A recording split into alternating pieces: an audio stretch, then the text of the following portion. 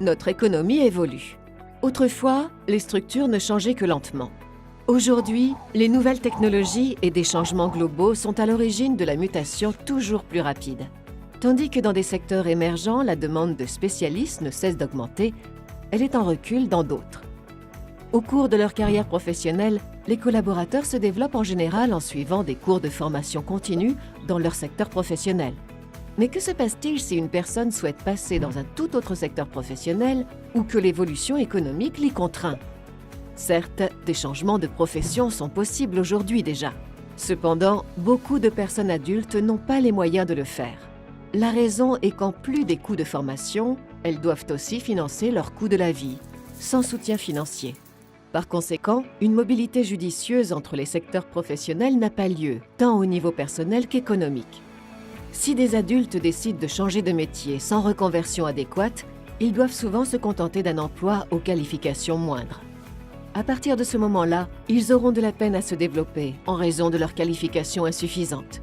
En revanche, les adolescents peuvent se qualifier directement pour une nouvelle activité demandée en passant par un apprentissage professionnel.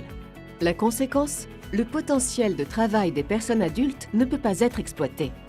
La même passerelle 4.0 des partenaires sociaux jette des ponts pour une réorientation professionnelle durable. Prenons le cas d'Andrea. Elle aimerait éviter la perte d'emploi qui se dessine et est motivée à suivre une reconversion. Contrairement aux adolescents, Andrea ne découvre pas la vie professionnelle, elle effectue une reconversion. Afin de procéder de façon efficace, Andrea fait le point de la situation. Elle fait la liste de ses compétences personnelles et examine celles qui lui manquent pour un nouveau profil professionnel. Une fois le choix professionnel effectué, Andrea conclut un contrat de formation avec un nouvel employeur. Ensuite, une formation adaptée à ses besoins est définie, tenant également compte des intérêts de l'employeur.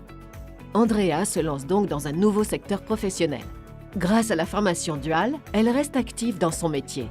La contribution du nouvel employeur, un soutien financier supplémentaire, ainsi que sa contribution personnelle de travail couvrent en grande partie les coûts de formation directs et indirects. Ainsi, les ponts sont solides. Après la reconversion, Andrea a en main un diplôme fédéral reconnu supplémentaire.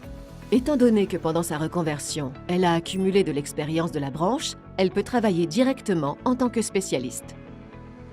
En bref, la même passerelle 4.0 garantit le fait que des professionnels expérimentés puissent acquérir les nouvelles qualifications demandées. Il permet de franchir des obstacles au moment du financement des coûts de formation et de suivre des formations adaptées aux besoins des adultes. Par conséquent, ce modèle est non seulement un gain pour l'employé, mais aussi pour les entreprises et la société.